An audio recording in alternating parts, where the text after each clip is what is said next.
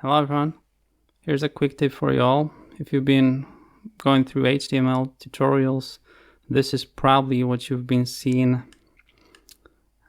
pretty often, if not all the time, and namely the label tag used with the for attribute to create some sort of link between the label text and the element being pointed to. So in this case, it's an input of type text.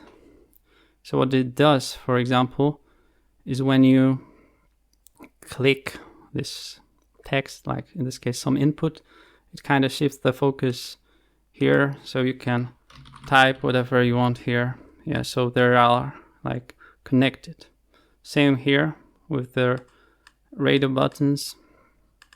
Basically, you can click anywhere here on the text of that label, and it will switch, the selection here. So now this one is checked, now this one, and the first option, and so on and so forth. For example, if I were to, remove this link between this input and this label,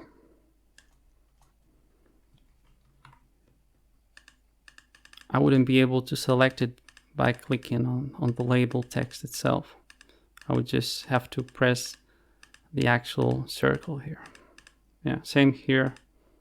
If I were to remove this,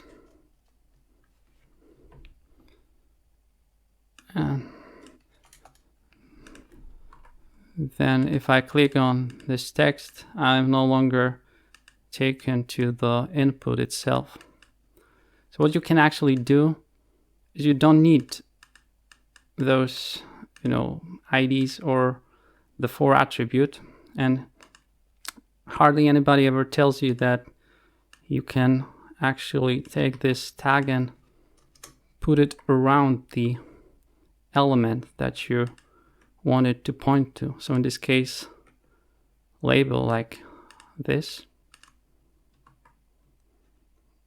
And let's see, if we click some input now, we are automatically taken inside this box, and we can type again, right?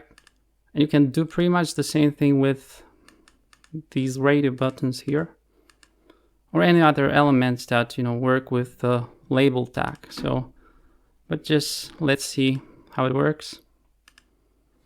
Okay, so let's move this label tag outside here.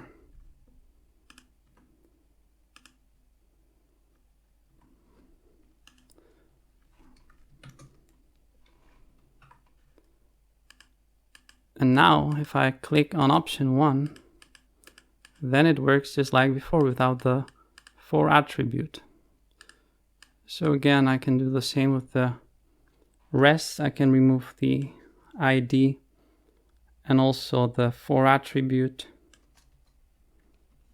and just move this tag outside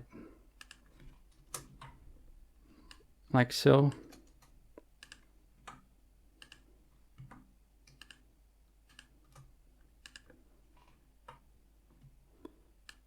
And in the last case, I can do that as well.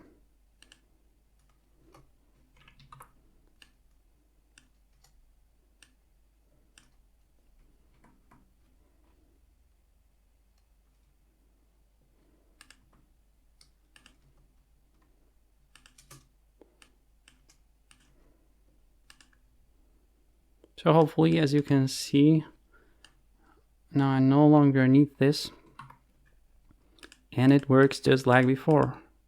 And furthermore, this is more consistent with the BEM approach, block element modifier,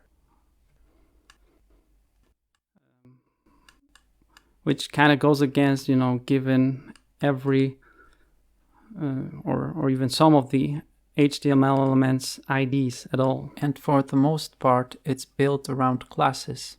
So hopefully this video clears this up for you, and thank you for watching. Subscribe if you like my channel and my content, so I can continue making these videos, and hopefully see you next time. Bye!